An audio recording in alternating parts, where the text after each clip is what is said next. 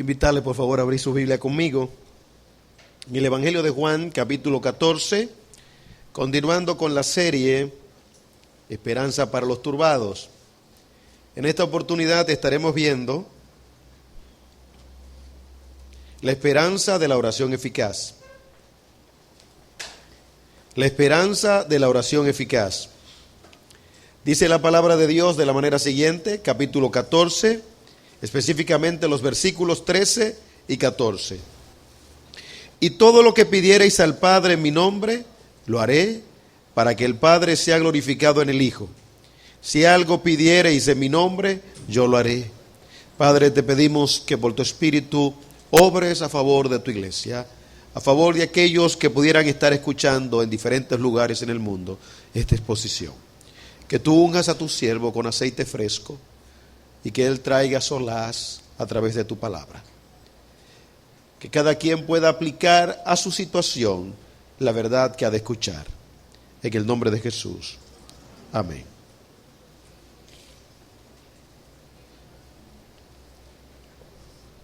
Me sorprende de manera significativa la manera como Dios sabiamente desarrolla su plan, desarrolla su programa. Él no violenta sus reglas, Él puede violentarlas, es Dios, Él es el soberano. Sin embargo, Él no violenta sus reglas, Él no violenta sus leyes. En el libro de Levítico se nos enseña lo siguiente: sin derramamiento de sangre no hay remisión de pecados. Es una verdad inviolable. En ese sentido, era pertinente que el Hijo muriera, que el Hijo derramara su sangre, como se dijo desde el principio, el Cordero de Dios que quita el pecado del mundo. Esta ofrenda debía ser aceptada como buena y válida por el Padre.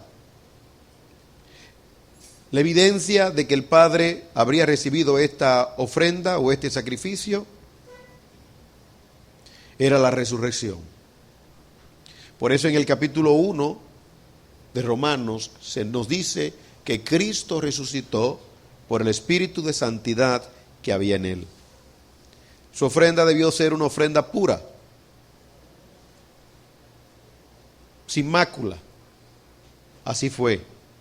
Por eso el Padre la recibió. Ahí culminó en la muerte de Cristo su humillación. Y ahí en adelante lo que habría era exaltación. Una vez resucitado, entonces debía ascender al Padre. Por eso en el capítulo 14, versículo 1, el Señor Jesucristo dice: es necesario que yo me vaya, que vuelva de donde salí. Pero la historia no concluye allí. La ascensión iba a traer como resultado el derramamiento del Espíritu Santo. Por eso en el libro de los Hechos, cuando Él se va, Él dice: y recibiréis poder cuando venga sobre vosotros el Espíritu Santo, y me seréis testigos. Es decir, que la obra se habría de completar con el descenso del Espíritu Santo. Y es lo que muestra el capítulo 14, versículo 15 en adelante. Y luego el capítulo 16 del Evangelio de Juan. Ese descenso entonces del Espíritu Santo, o como se le conoce también, ese derramamiento del Espíritu Santo de manera universal, porque el don es para todos aquellos que en cualquier lugar del mundo invoquen con sinceridad al Señor Jesucristo. Esa presencia del Espíritu habría de traer grandes beneficios. Y uno de los más grandes beneficios era y es la oración. La oración. Algunos piensan que orar es fácil, y en cierta forma es fácil, pero no es tan fácil, porque para orar se requieren algunas condiciones previas, de diferentes tipos y de diferentes alcances. Hoy en día el pueblo de Dios puede orar, si quiere, de manera eficaz. Y cuando se habla de manera eficaz, se habla de manera contundente. En otras palabras, que lo que pide puede ser otorgado. Porque alguien ya creó las condiciones para que pidamos y para que al mismo tiempo seamos respondidos. En otras palabras, que se nos otorgue aquello que hemos pedido. En estos dos versículos encontramos una promesa maravillosa. Dice, y todo lo que pidierais al Padre en mi nombre lo haré, para que el Padre sea glorificado en el Hijo. Si algo pidierais en mi nombre, yo lo haré. Quisiera en primer lugar que viéramos para darle una correcta interpretación al texto, que aquí no se está hablando de la oración como una especie de panacea o de resuélvelo todo. La oración no es panacea o resuélvelo todo. Algunos lamentablemente piensan que todo se resuelve con oración en el sentido humano. De paso digo que hoy en día hasta los psicólogos están usando el recurso de la oración, porque entienden que la oración es un medio terapéutico. Y yo creo que en cierto sentido, en efecto lo es, por el asunto del desahogo. Es decir, cuando tú comienzas a hablar, y hablar, aunque sea con un palo, de alguna manera eso te produce algún tipo de beneficio. Diferente a si te quedas con eso ahí dentro. ¿Sí? Ahora, ese tipo de oración de la psicología, o que se recomiendan los psicólogos, es un tipo de oración realmente infundado. Es una oración que no requiere necesariamente el elemento de la fe. Es hablar simple y llanamente. Es hablar. Es, repito, desahogarse. Por otro lado, está la oración en el campo religioso, donde se dice que tú puedes pedir lo que tú quieras y que Dios te lo otorga. Creo que aquí hay un gran conflicto y un gran problema que ha llevado a cristianos inclusive a abandonar la fe. Recuerdo a una joven que me dijo, pastor, es que yo he orado. Ya ella se había leído previamente algunos libros de un autor favorito mío, M. Bounds, un místico de siglos pasados. Son buenos todos los libros de M. Bounds, pero M. Bounds era un místico. Era bíblico, pero su énfasis era al misticismo. Y es interesante leerse a M. Bounds. Pero si usted descontextualiza a un autor como M. Bounds, entonces usted puede quedar en un estado de frustración. Porque usted ora y cree que Dios tiene que contestar todas sus oraciones. Y yo creo que eso es lo que está pasando hoy en día con muchas personas, que están orando y orando y orando y piden cosas que probablemente no deban pedir, y si la piden no hacen las observaciones del lugar en el contexto de la misma oración. ¿Y qué pasa? Se frustran. Por eso es que la oración no puede ser infundada. La oración tiene que tener su soporte o fundamento. Y quiero repetir nuevamente, la oración no es panacea. En segundo lugar, aquí encontramos que la oración, según lo que expresa el texto, tiene su alcance y tiene sus límites. La oración tiene su alcance y tiene su límite. ¿Y cómo así? Miren qué sencillo.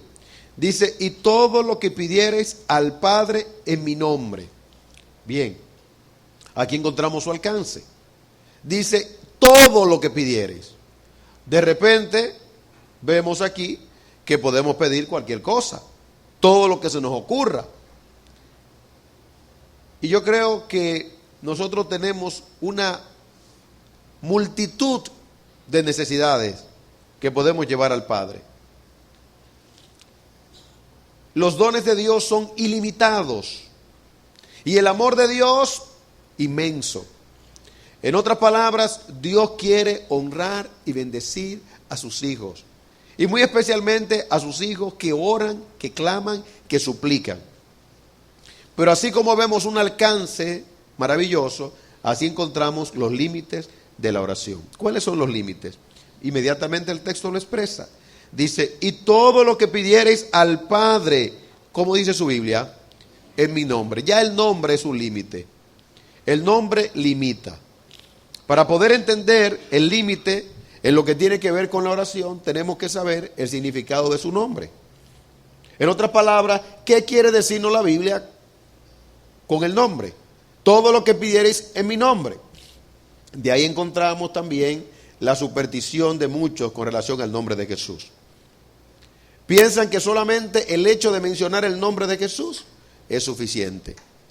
O como si el texto expresara de manera infantil, como si fuese una fórmula, bueno, que tú pides todo, pones una coma al final de tu oración y dice en el nombre de Jesús. Una varita mágica, el nombre de Jesús. Es como también lo que encontramos en el Evangelio de Juan, que cuando dice Juan, hay un espíritu extraño, que es una filosofía extraña, dice, bueno, que confiese que Jesucristo vino en carne. Entonces algunos entienden que van a poner a un demonio a confesar que es Jesucristo, o un endemoniado, y esa no es la idea del pasaje. De igual forma, no es la idea del pasaje aquí que nosotros tengamos el nombre de Jesús como si fuera una varita mágica. No es una varita mágica. Los receptores originales de estas verdades entendían lo que el Señor quería transmitir. ¿Qué es el nombre? Para un judío, el nombre es la persona, los atributos de esa persona. En otras palabras, cuando se habla del nombre de Jesús, se está hablando de los atributos de Jesús. Jesús era santo, y es santo, justo, bueno. Entonces, cuando hablamos del nombre de Jesús, estamos limitados por el carácter de Jesús. Cuando se habla de carácter, se habla de sello, por la identidad de Jesús. No puedo contradecirme en mi oración. Yo no puedo pedir nada que sea contrario al nombre de Jesús. Es lo que presenta Santiago en el capítulo 4. Voy a leer. Santiago capítulo 4 dice de la manera siguiente.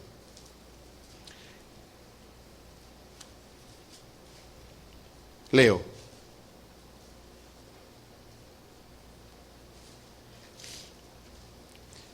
Codiciáis y no tenéis. Matáis y ardéis de envidia y no podéis alcanzar. Combatís y lucháis, pero no tenéis lo que deseáis porque no pedís.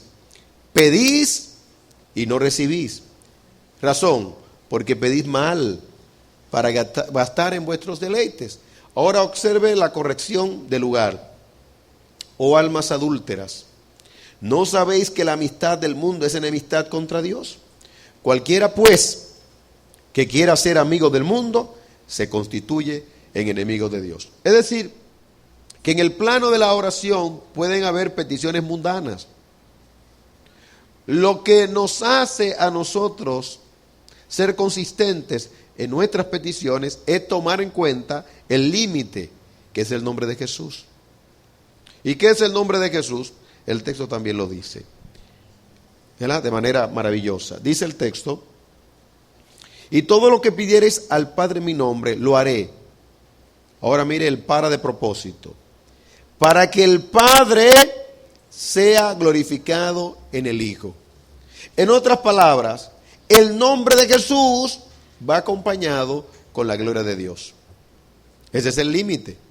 Es decir, que todo lo que yo pueda pedir o vaya a pedir, tiene que ser bajo el carácter de Jesús, su santidad, su justicia, su amor, pero la motivación principal debe ser ¿qué? La gloria de Dios. Es decir, que yo no puedo pedir nada de manera egoísta. ¿Y cuántas peticiones hay que son legítimas, pero por causa de su motivación son desechadas? Por ejemplo, una esposa o un esposo. Eso es algo legítimo. Pero si mi motivación es incorrecta, entonces ya se dañó la petición. Una casa, una vivienda, un carro, todo eso es legítimo. Un buen trabajo, todo eso es legítimo. Y a Dios le agrada que le pidamos todo esto. Ahora, yo tengo que examinar profundamente mi corazón, de que esas cosas realmente cumplan lo que dice el pasaje. ¿Qué es lo que dice el pasaje? La gloria de Dios. Para que el Padre sea glorificado en el Hijo. Si algo pidieres en mi nombre, yo lo haré. Pero permítame, en tercer lugar, mostrar el sustento de todo esto. El sustento de todo esto. En otras palabras, el fundamento. Y el fundamento de todo esto es una verdad, es una doctrina. Es la doctrina de la justificación por la fe. Oraciones eficaces demandan entonces, en primer lugar, expiación. Tiene que haber una expiación. Ya se mencionó esto en la introducción. Si no hay derramamiento de sangre, no hay remisión de pecados. Entonces, ¿qué hizo Cristo? Bueno, fue propicio a nosotros, murió, derramó su sangre a nuestro favor. ¿Por qué esto? Bueno, por causa de nuestro pecado. ¿Cómo podemos hablar con un adversario? Me explico. ¿Cómo podemos solicitar un bien a un adversario? Si hemos dañado a ese adversario, a menos que seamos sinvergüenza o que estemos desquiciados, lo primero que tenemos que hacer es ponernos de acuerdo con el enemigo. Cristo es la propiciación. Por eso Romanos 5 dice, justificado pues por la fe, tenemos paz para con Dios. Su derramamiento de sangre, el derramamiento de su sangre, entonces nos pone en paz. Él es nuestra paz. Dice el capítulo 2 de Efesios, Él es nuestra reconciliación. Él nos reconcilió, estábamos divididos con el Padre. Dios no quería nada. Por eso Pablo enfatizaba la necesidad de reconciliarse con Dios, reconciliados con Dios. Entonces, es la expiación. Una vez que hay reconciliación, entonces, con Dios, oh, qué maravilloso es esto, hay intercesión. El Padre está presto para escucharnos, pero el Hijo intercede. El Hijo intercede. ¿Ha leído usted en la Biblia que Jesucristo es gran abogado? No hay una cosa más maravillosa que tener un buen abogado. Ese abogado, que es Jesús, sabe de nuestra condición. Éramos pecadores, ahora por Él somos salvos. Entonces, Él intercede por nosotros delante del Padre. Y yo quiero hacer una observación aquí, importante, para que la mente se pueda ubicar donde tiene que ubicarse. En el versículo 16 dice, y yo rogaré al Padre, Jesús. Y alguien podría aprovechar ese texto y también el que he mencionado de Primera de Juan, donde se dice que Jesús es abogado, para decir, oh, está limitado Jesús, que tiene que rogar, porque cuando pensamos en ruego, ¿en qué pensamos? En alguien que tiene como que doblegarse, a ver si me... No. Tanto la palabra rogar como la palabra abogado, ambas cosas, no es conforme a como nosotros lo vemos ordinariamente. El ruego aquí no es a la luz de la posibilidad de recibir algo, no. El ruego aquí es con un derecho, desde el punto de vista del original. Es decir, es un derecho. Jesús como derecho le pide, y una expresión de cortesía, ¿por qué no? ¿Verdad? Posicionalmente hablando, al Padre de algo que ya se obtuvo. En otras palabras, no es viendo la posibilidad de que no se pueda obtener. Es que se va a obtener. ¿Hay alguna petición que Jesús le haya hecho al Padre, que el Padre se la haya negado? Ninguna. Pasa de mí esta copa. ¿No fue que dijo?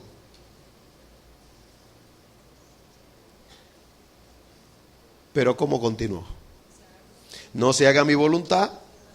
Y no se hizo y no se le contestó. Se hizo la voluntad del Padre. El Padre, dentro de su plan, ¿verdad?, sabe lo que más nos conviene. Nunca debería ser, hágase tu voluntad, no la mía, como una expresión de duda.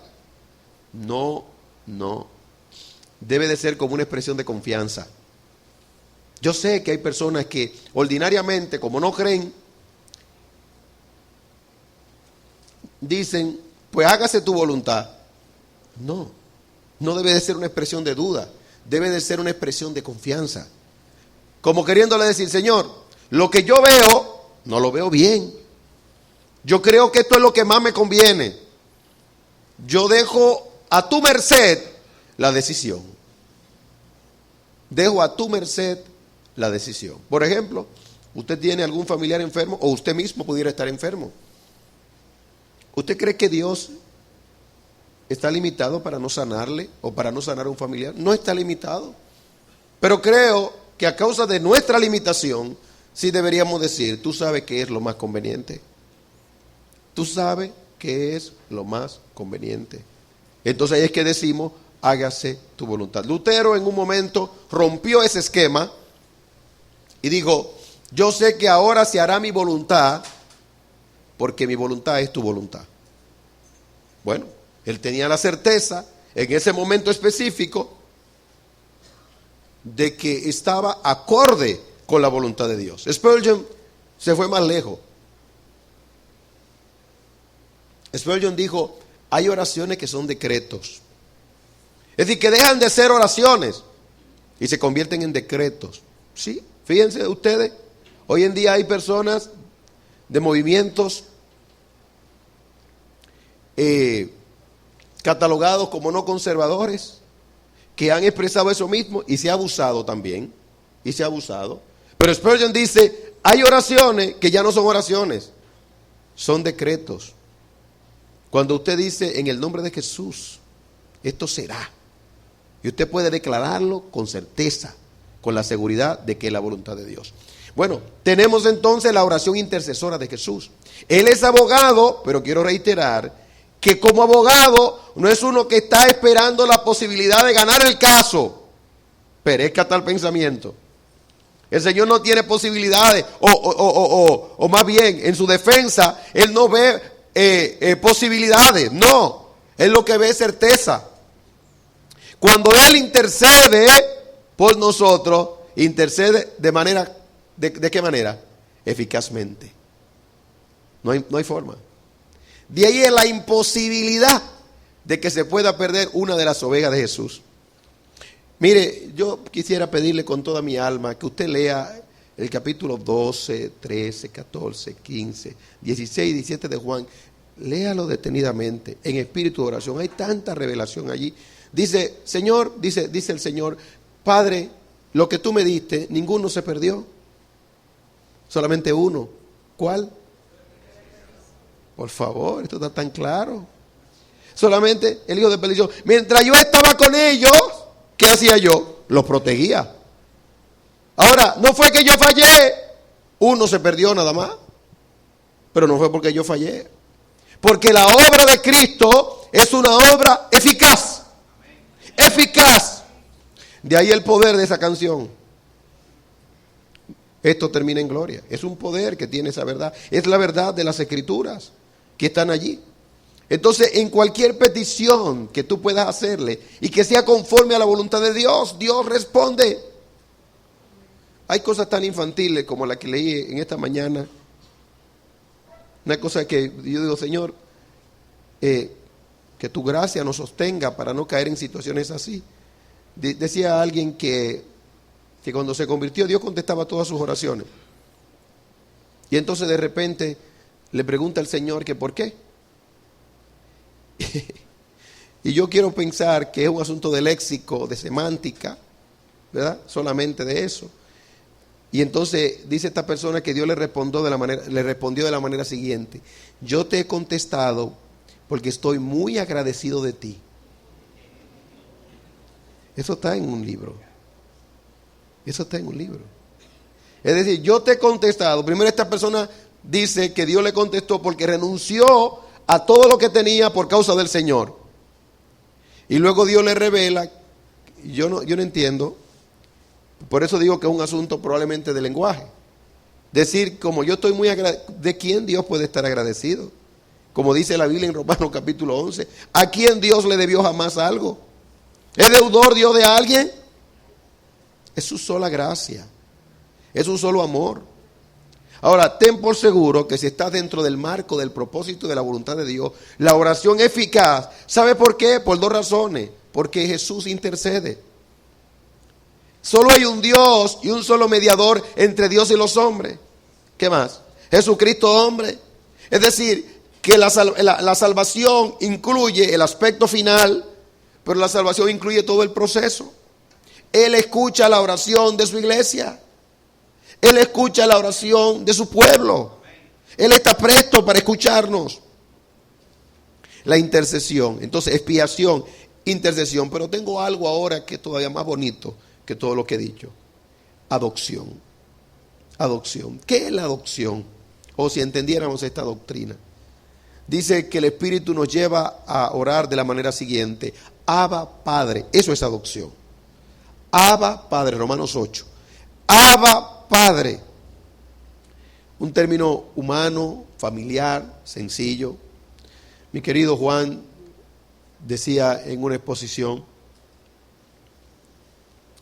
que los musulmanes no tienen la figura paterna en Dios. Es decir, que para un musulmán eso es rebajar a Dios, ponerlo como Padre. Y en la Biblia, si hay algo que se destaca, es Dios como Padre. Pero hemos valorado nosotros esa figura de Dios como Padre. Clamamos ahora, Abba Padre, que es lo que dice el libro de Proverbios y el libro de los Salmos, que Él es defensor de los huérfanos. Él es esposo de la viuda. Tú tienes un Padre que es Dios. Pero por razón de que Juan 1, a todos los que le recibieron, a los que creen en su nombre, le dio el derecho de ¿qué? De ser hijos de Dios, los cuales no son engendrados de carne ni sangre, ni de voluntad de varón, sino ¿de quién? De Dios. La adopción. Ahora, ¿qué hijo hay que si su padre, qué padre hay que si su hijo le pide pan, le dará piedra? Si le pide pescado, le dará escorpión. Dice, y si los padres de la tierra, que por naturaleza son malos, saben dar cosas buenas a sus hijos, ¿cuánto más Dios no dará el Espíritu Santo a aquellos que se lo pidan? En otras palabras, el sumo bien es Dios. Y ahora no solamente como sumo bien, sino ahora como Padre. Él es tu Padre. Él es nuestro Padre. Tenemos una relación filial. Por eso en el capítulo 2 de Efesios se habla de la familia de Dios. De la familia, nacido de una misma matriz. De la familia de Dios. Adopción. No se te olvide esto. Adopción. Y para nuestro propósito, bendición. En Él hemos sido hechos bendición, dice la Biblia. ¿Qué significa esto? Bueno, que todas las bendiciones y todas las promesas de Dios están a nuestro favor. Por eso el texto tiene una gran dimensión. Y todo lo que pidierais al Padre en mi nombre. Pero observen ustedes que todo lo que Jesús está expresando tiene una perspectiva. Y esto es maravilloso. Porque el origen tiene que ver con la motivación. No se turbe vuestro corazón, creéis en Dios, creed también en mí. En la casa de mi Padre muchas moradas hay. Eso es un beneficio. Ahora, por causa de yo irme, de yo regresar, de donde salí, entonces ustedes van a tener estos beneficios. Van a poder orar de manera eficaz.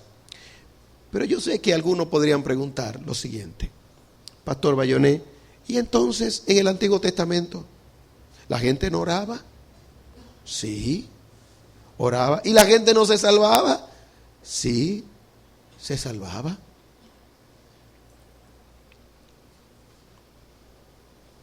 Claro que sí. Sin embargo,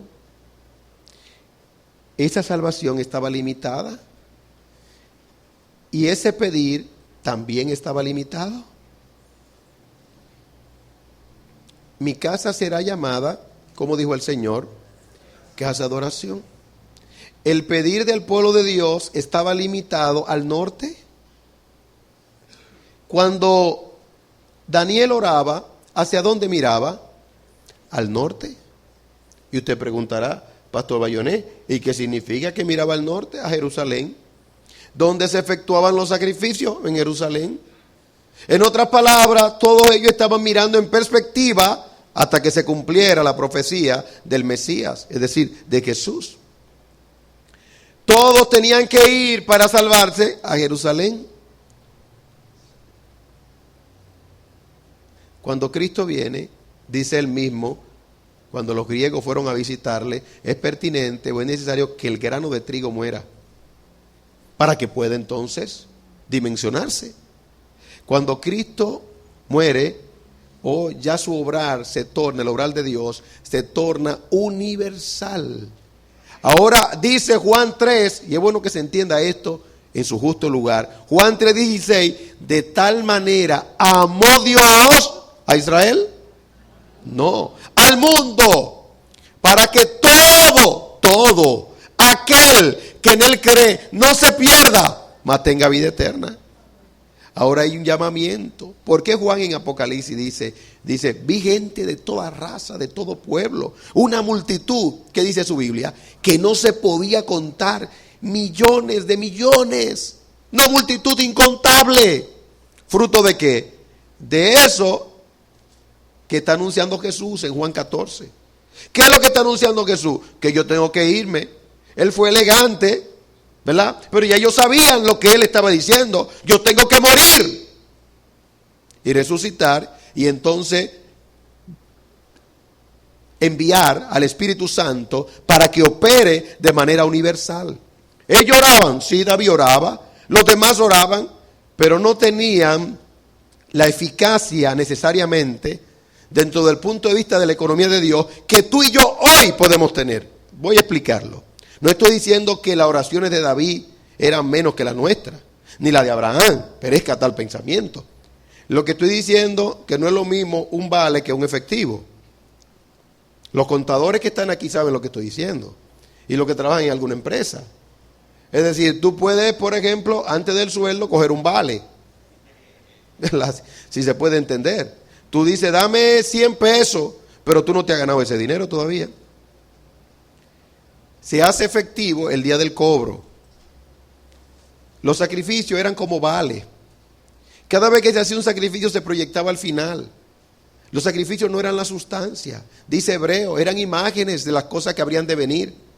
Ahora cuando Cristo muere, ¿qué dice Hebreos? Una ofrenda hizo perfecto para siempre. ¿A quiénes? A los santificados. Es decir, el hecho ocurrió. ¿Qué es lo que está diciendo Cristo aquí? Dejen que ocurra el hecho.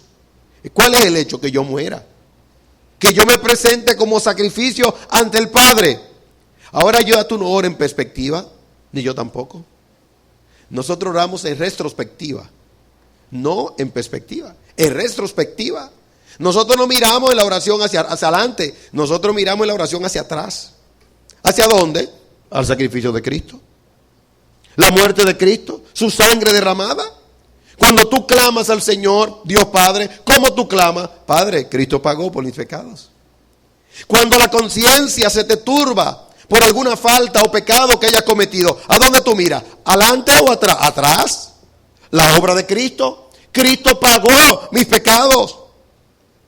Así cuando clamamos al Padre, nosotros tenemos algo eficaz. ¿Qué es lo que tenemos? La obra maravillosa del Señor Jesucristo. Por eso tenemos libertad, en conclusión, de pedir todo lo que queramos a Dios. Todo lo que queramos. Yo creo que si no tenemos más, es porque no hemos pedido más. Nos pasa como aquel hombre que compró un ticket y se metió en el barco y llevó galletitas. Y ya en el ocaso de su recorrido era un crucero. Y él todos los días se paraba a comer su galletica. Y había manjares en ese lugar, en ese transatlántico. De todo había allí, pero él no se atrevía a entrar, porque él entendía que era muy costoso. Y ya cuando se iba, alguien le pregunta, que siempre lo ve comiendo galletitas. Y le dice, Señor, pero yo veo que usted pasó todo el tiempo comiendo galletitas aquí. ¿Qué fue lo que pasó? Dice, no, es que la comida allí es muy cara. Dice, no, es que el ticket suyo incluía la comida. Y eso pasa con nosotros. El ticket nuestro incluye todas las bendiciones de Dios. Que Dios nos dé mentes espirituales. Padre, te alabamos y te bendecimos. Te damos toda la gloria y toda la honra porque tú la mereces. Ayúdanos a no orar de manera infundada. Ayúdanos a orar bajo la certeza que tiene tu palabra. Por Cristo Jesús. Amén.